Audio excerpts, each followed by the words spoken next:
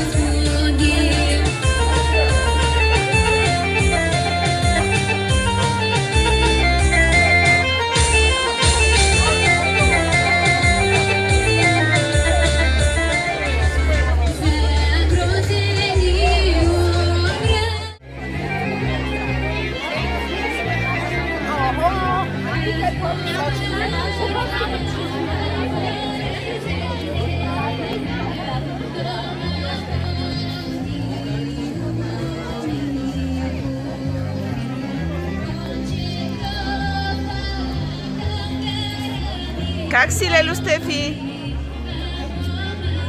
Супер!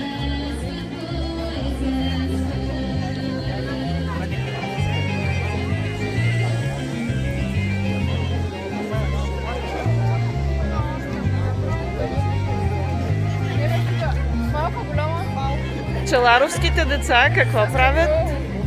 Ягода, манго и половинка. За какво е вашата кауза с лимонадата, моля? За какво е? За какво? За? Ще измислим, но ще е добра. Още не са измислили. Добре. Предполагам за читалището. Защото то ви е втори дом.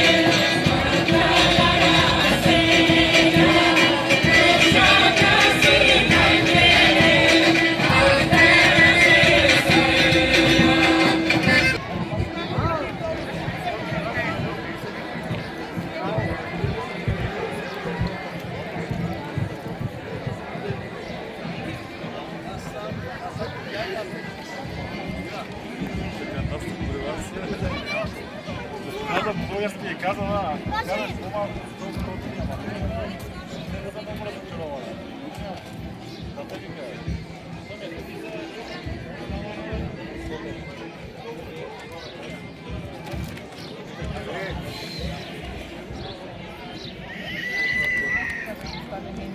Терески да опитате.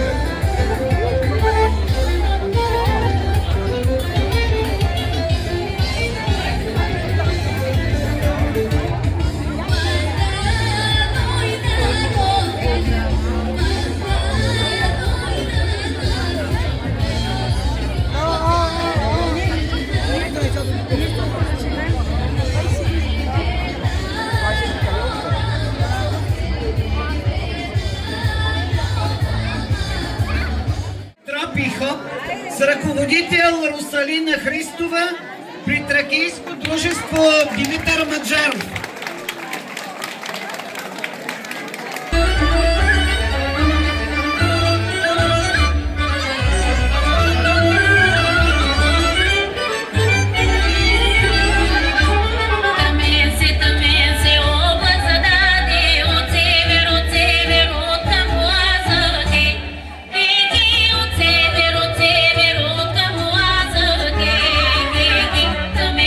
Também se, ó,